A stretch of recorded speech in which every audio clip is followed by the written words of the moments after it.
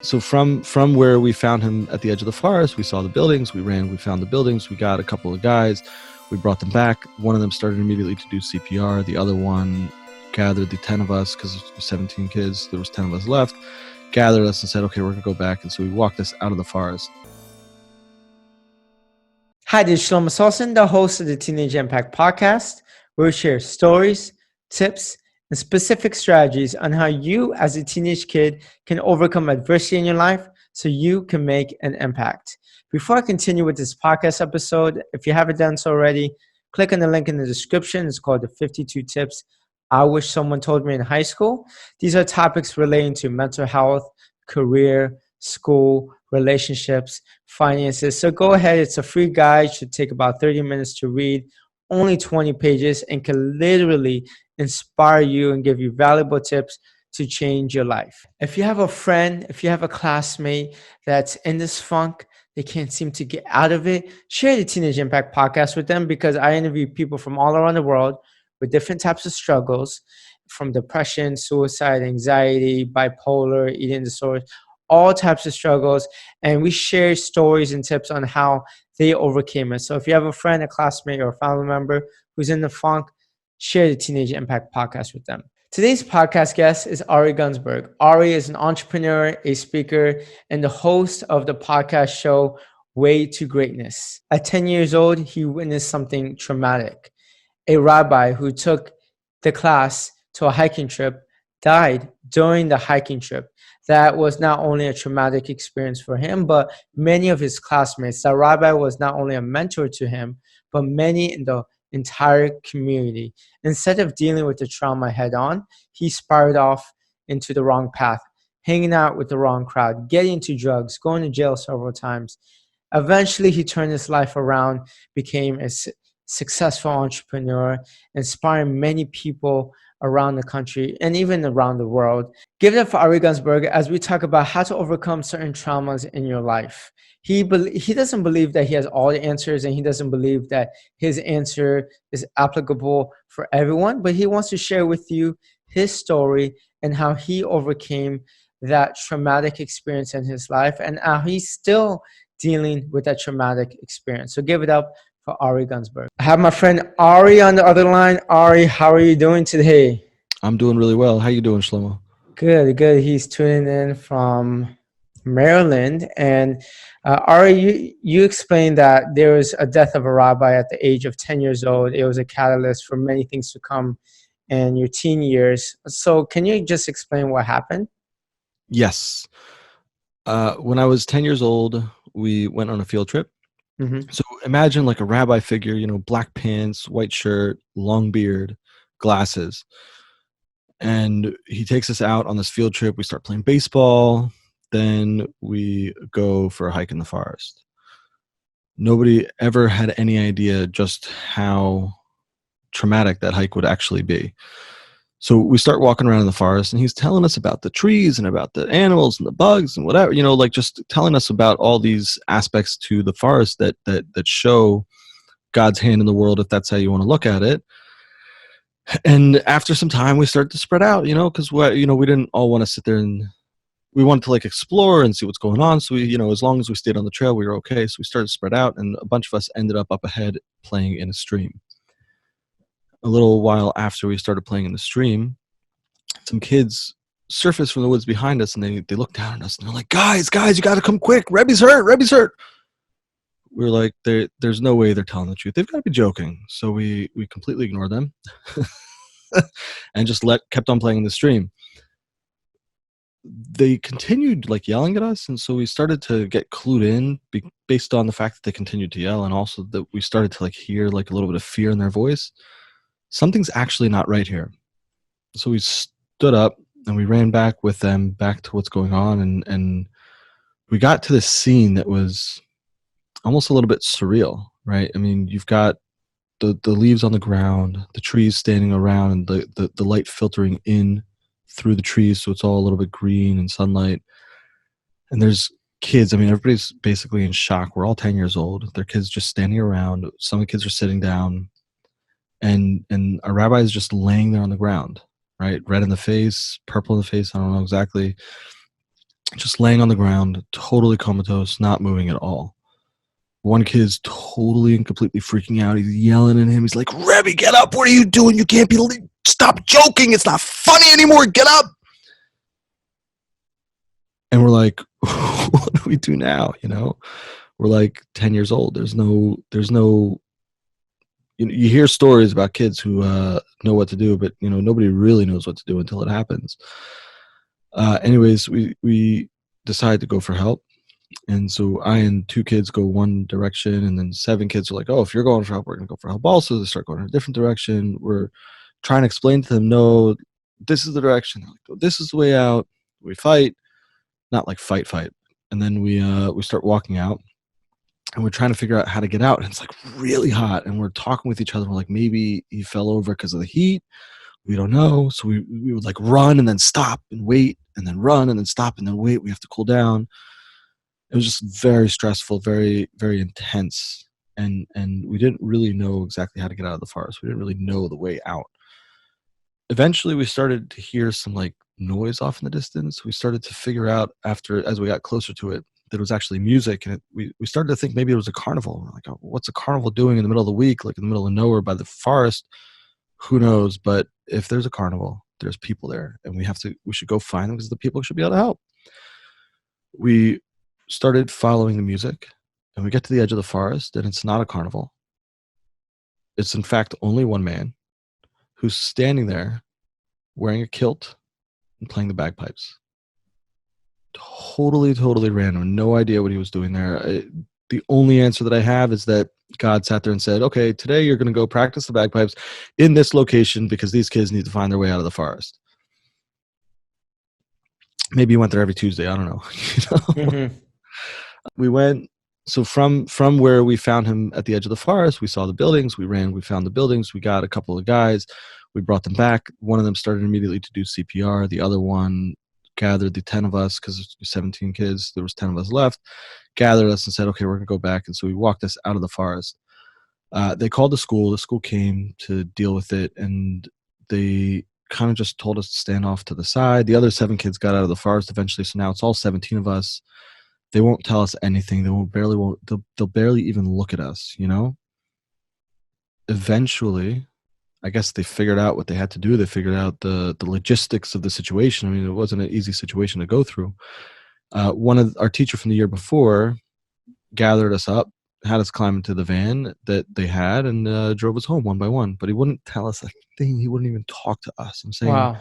stone cold. And I'm saying stone cold, but I don't actually mean that he was stone cold, because I don't think he was sitting there and being like, I'm going to be completely emotionless. I think he was in shock also.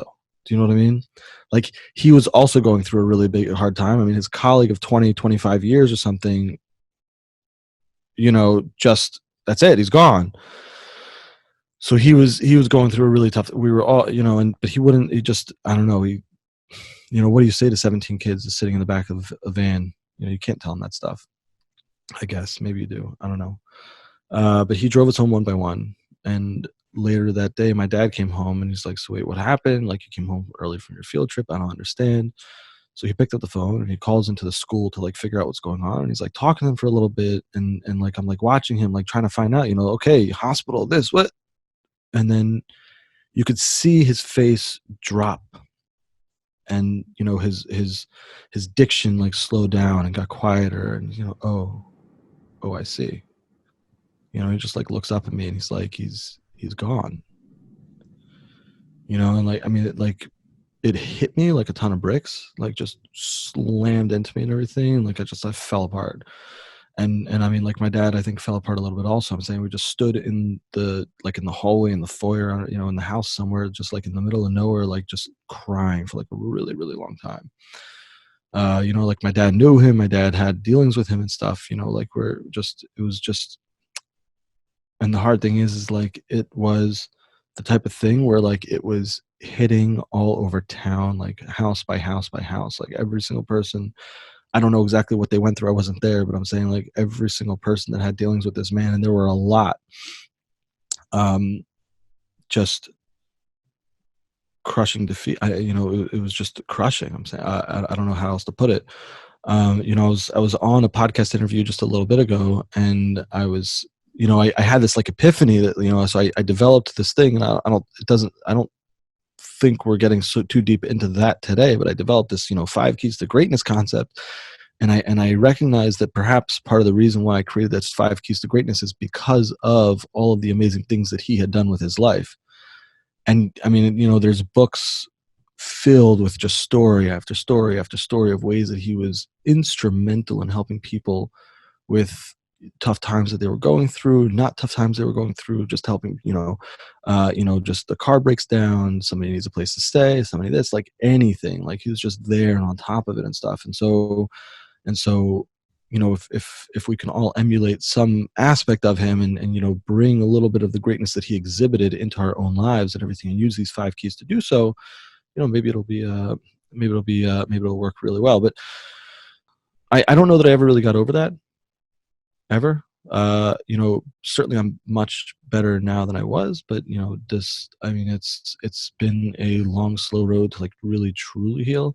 This rabbi was obviously a great mentor to you and the other kids. As much as, we were 10, so like how much Uh-huh. do we fully truly remember? But yeah, Yeah. it was, he was very good at connecting, Uh-huh.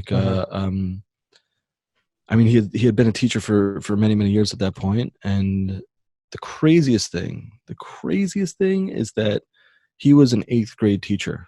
He taught 8th grade. That's the grade that he taught. Wow. He was instrumental in helping kids go from being in middle school, finding the right high school that they would be most successful in, and getting them placed there. That was his thing. And for some unknown reason, the school that year said, we are going to move you from being an 8th grade teacher, which you've been doing a phenomenal job at, and you're going to be teaching 4th grade this year. Hmm. And Like, so obviously, like when you lose anyone, because I remember losing a lot of my good best friends in college, it's not easy losing a loved ones, it's especially never at a easy. young age. You're 10 years old. How do you comprehend a loss of a loved one? How was this a catalyst to a lot of the different struggles in your life in the next 5 to 10 years?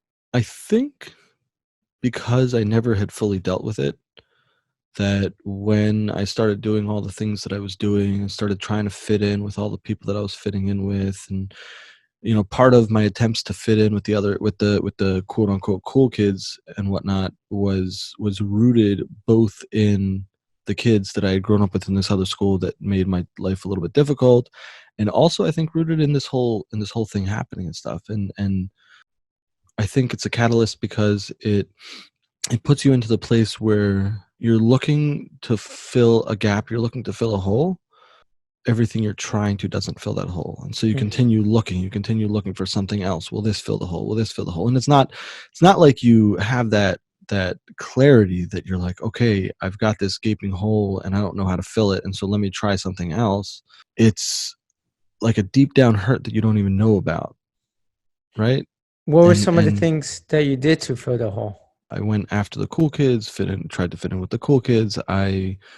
That led to drinking and drugs and stuff like that.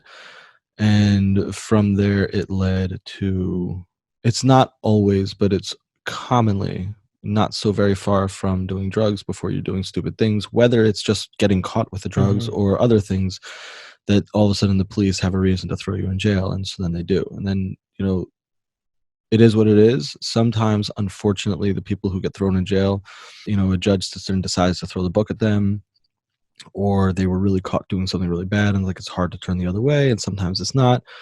I'm lucky in the sense that every single time that something happened with me and jail, it was never permanent.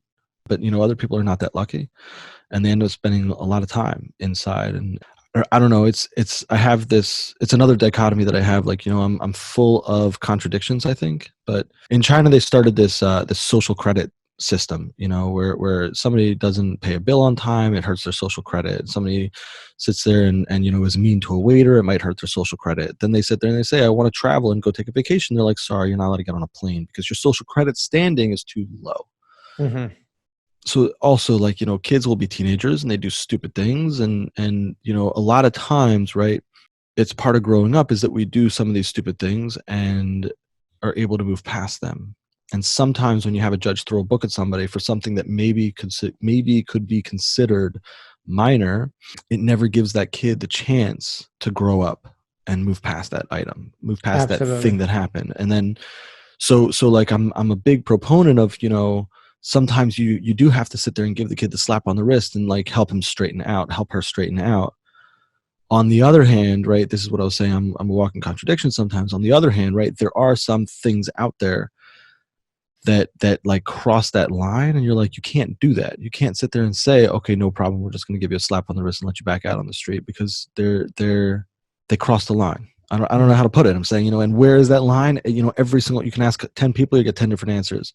I mean, if you're a prosecuting attorney, if you're a judge, what I would say is that there's tons and tons and tons of people out there, of kids out there that you might be working with, that have a huge opportunity for a tremendous life, where they're helping people, where they're doing good things, where they're able to change, if you could just give them that chance and give them that guidance.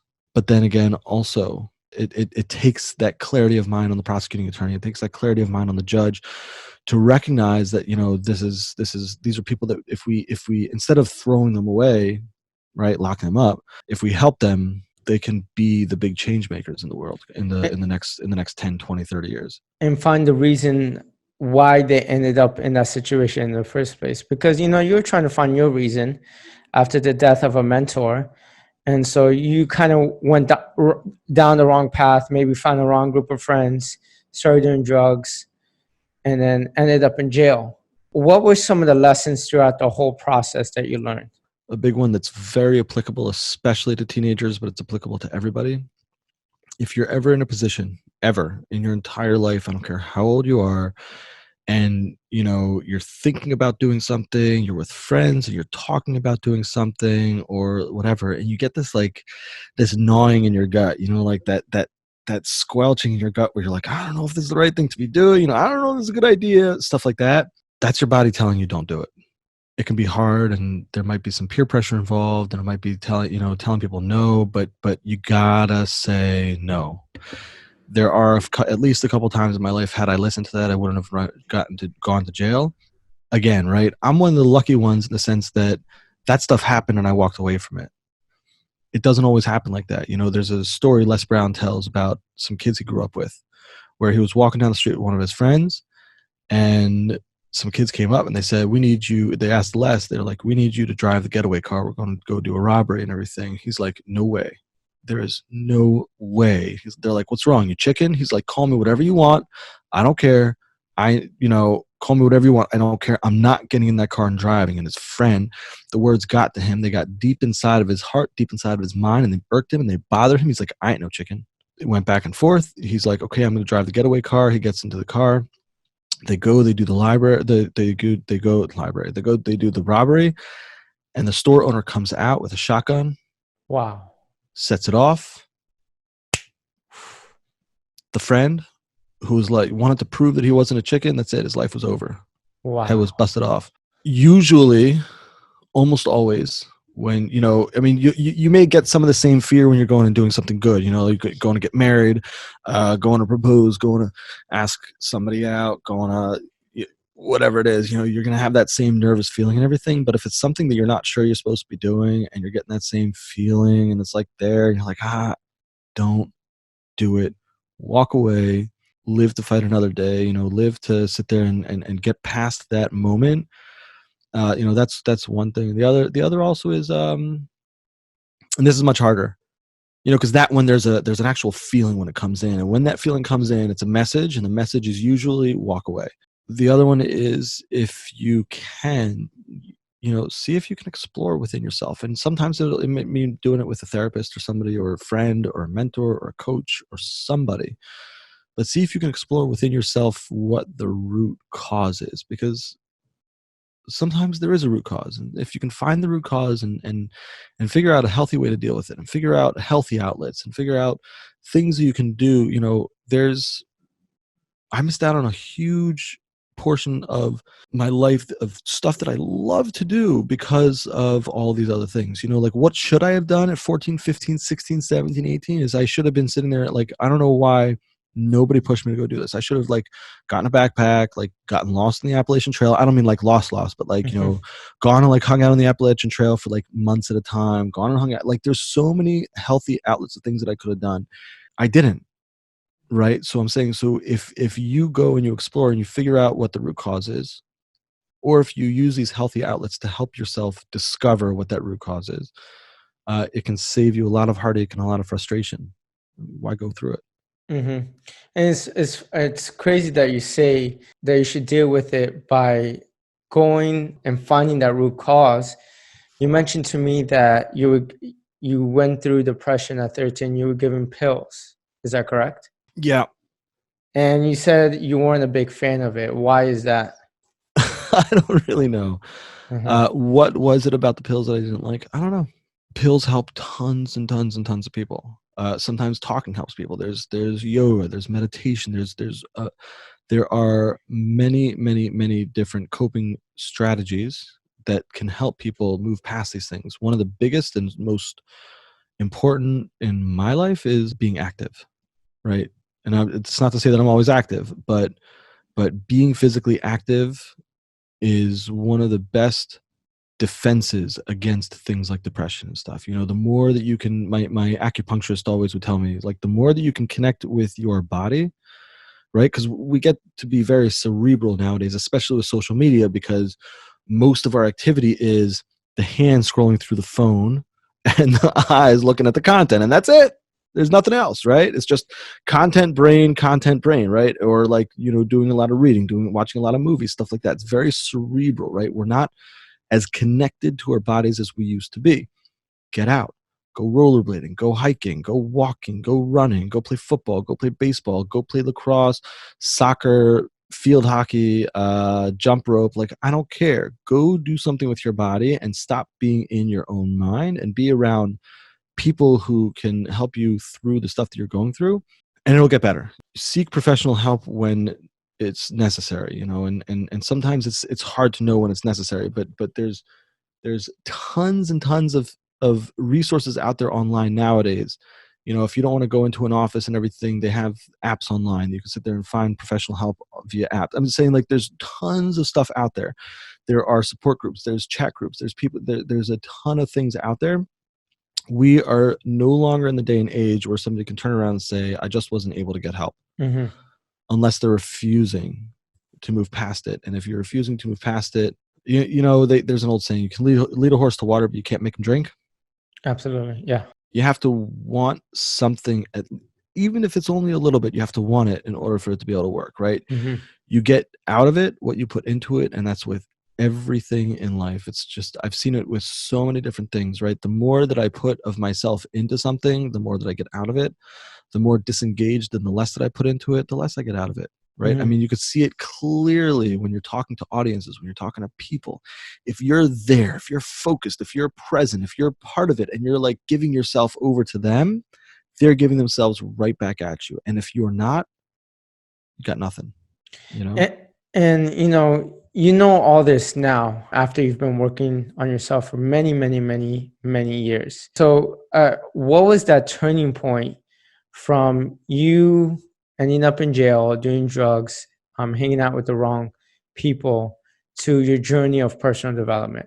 I don't know that there's any one particular moment. I mean, I have a moment I have a period in my life that I feel like was the turning point, even though I did end up in jail one more time after that turning point. I don't really even know like how to explain. I don't even really know how to explain that.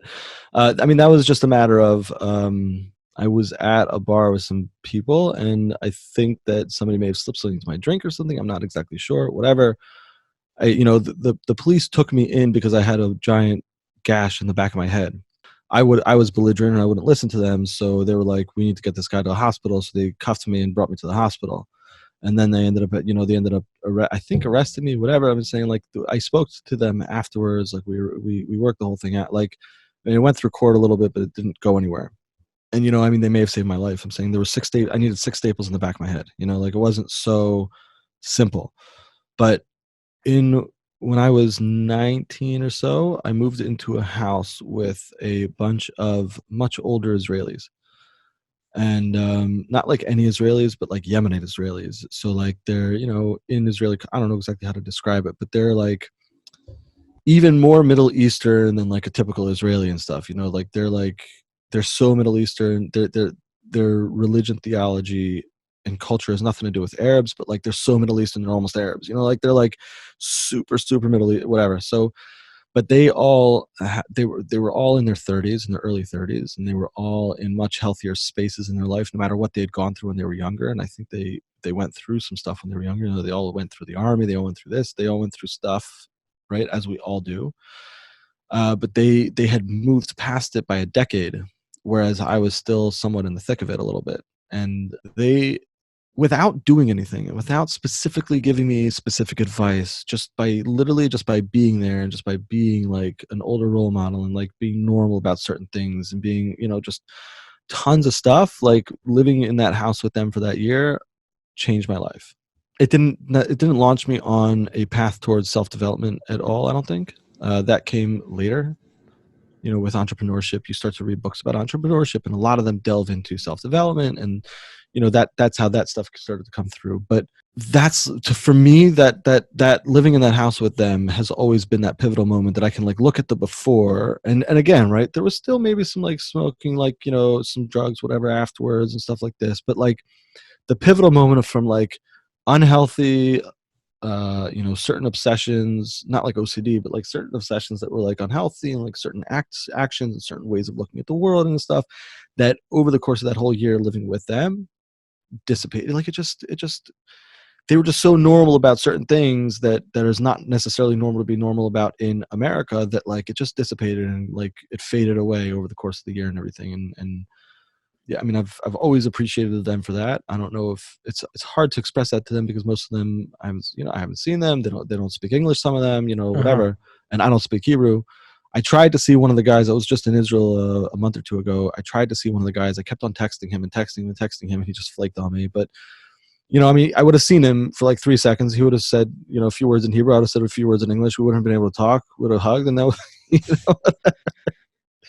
whatever. I don't know. It's also been 15 years, so Yeah, it's hard. that's great. And at what age was this? 19 to 20. 19 to 20. I didn't ask you this, but when your rabbi died at 10 years old, before you got into the drugs and the wrong group of friends, how were you dealing with this trauma? I don't think I was. You don't think you were? You were trying So to ignore it? I was just talking to a friend of mine's dad about this, one of the guys that was in the class with me at the time. And the school brought in a counselor, and they gave us like 1 or 2 group sessions right after it happened. It wasn't enough, and it wasn't done. I don't know if the guy was qualified or not. He may have been, he may not have been. I'm not making a judgment on that.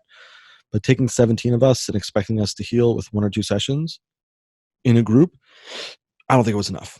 And then there were a number of things that happened. I mean, saying, the next year the school gave us a brand new teacher. The year after that, they gave us a brand new teacher. And so, for anybody who's had a brand new teacher versus a very experienced one, right? I don't care if it's a very gruff teacher, a very not gruff teacher, a mean, I don't know, mean, I don't want to, a mean teacher is a mean teacher. It's not healthy no matter what. But like there's very strict and there's not very strict, whatever. A teacher who's been teaching for 20 years is just, there's a different vibe from them, because they're so Mm-hmm. confident up there at the top of the classroom. They know what's going on. Like when you really put them to the test, and like here we are, like we're 17 kids who like are going to put anybody you put in front of us to the worst tests in their entire life.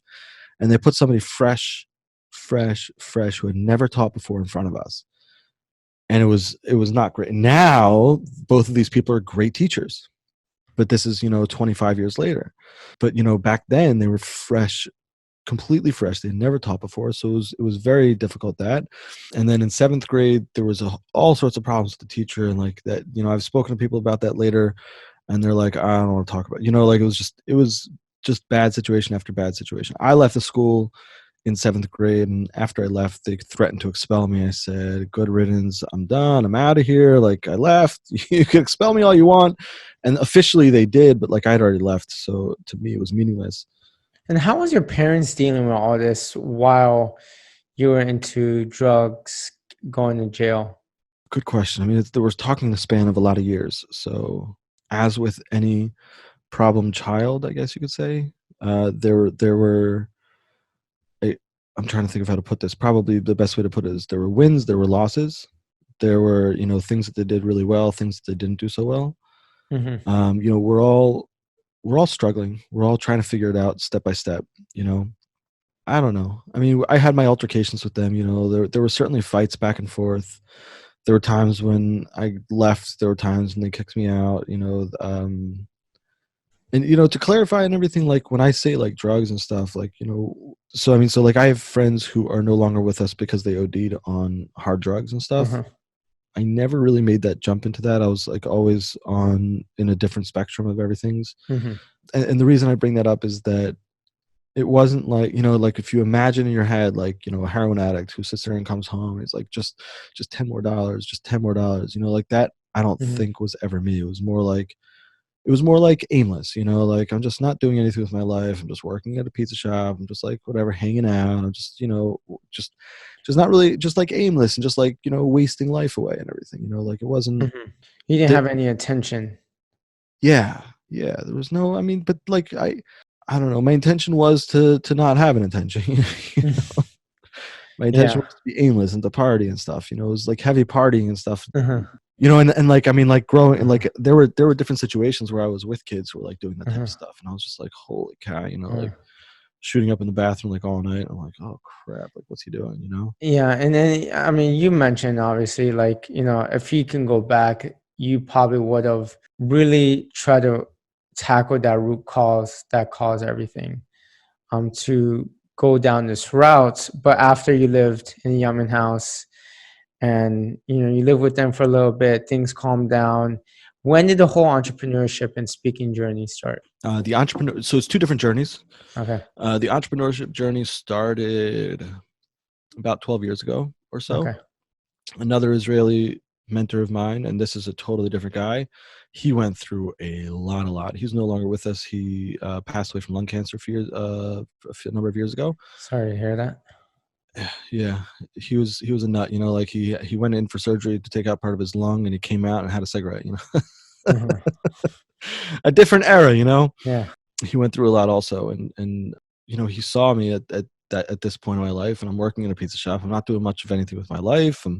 I'm like working on trying to finish my associate's degree, and he's like, you have this skill with graphic design, you have this skill with marketing and everything, like with websites.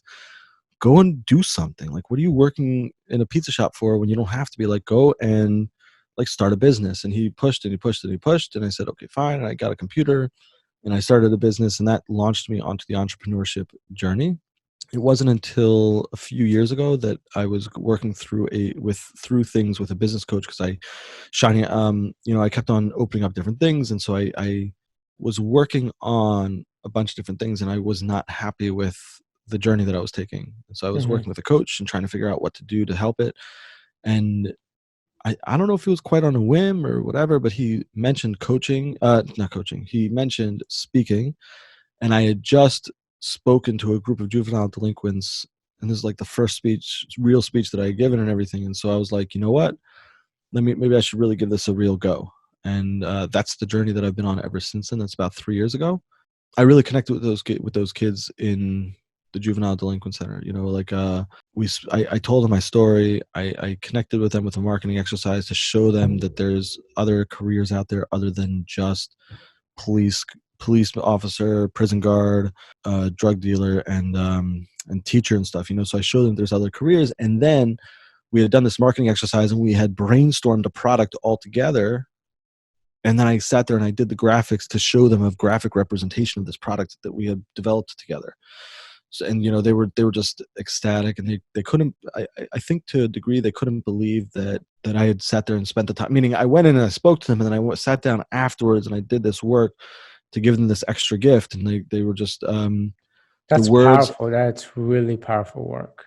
the words of thanks that they were Yeah. sending via their social guidance counselor, social worker, whatever she is, the one who had brought me in, were like very street, but like they were very thankful, like, for real, like whatever, stuff like that. It was like, I was like that I appreciated it, so like from there I was like, if I could do this more often and help people more often and touch people emotionally in a way that helps them move past their own demons and helps them maybe not make the same mistakes that I did and helps them live a better life, then everything that I've been through, for sure, without a doubt, it's worth it. And how do you use what you've gone through in your life into your entrepreneurship journey, and when you're coaching different business, when you're talking to corporations or when you're speaking to different groups? So I have a number of different speeches, and I've been through so much that it's hard to sit there and say, okay, here's my entire life story, because there's just many different aspects to it and many different lessons to learn.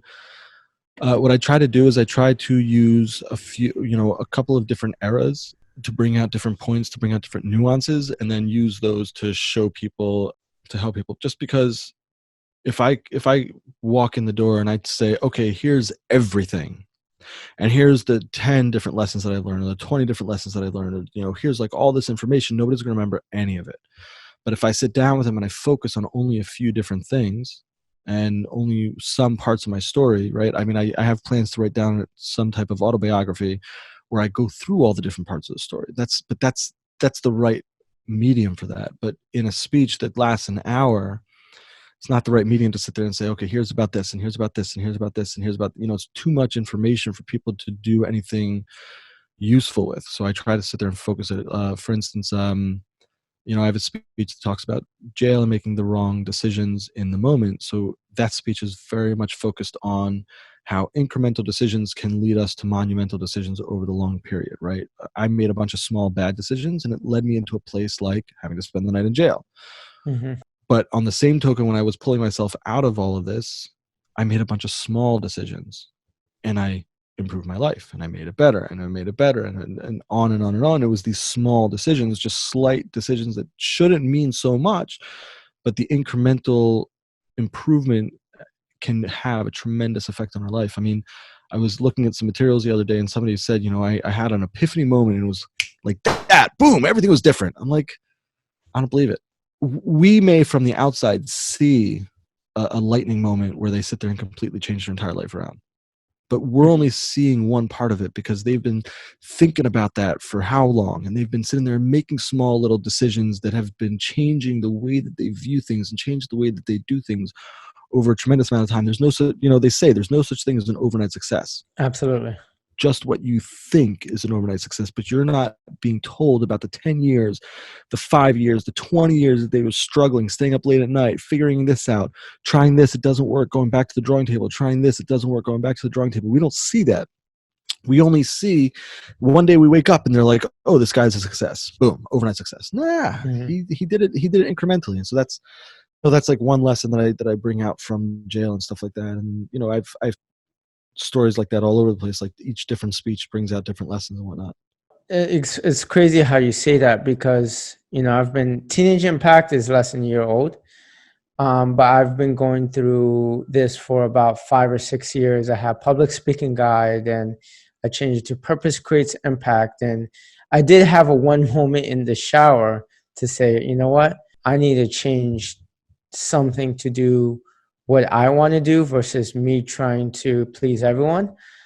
And that's how Teenage Impact came about. But those small incremental changes over time, those small actions over time, year in and year out, is what led to that one moment in time.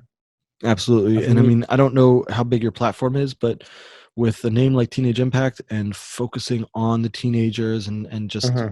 helping and being there and giving and providing value and stuff, I don't care where you're at in the journey, you're positioned, I Hmm. think, to just grow and grow and grow and to really make a big, deep impact on the world and help people throughout the country, throughout the world, et cetera, depending on how, there's so many ways for you to take that and to go do it, via the podcast. Maybe you end up going speaking, maybe you don't, maybe you write a book, maybe you don't, whatever. I'm saying, like, there's numerous ways you can sit there and take the information. I think you're writing the book, right?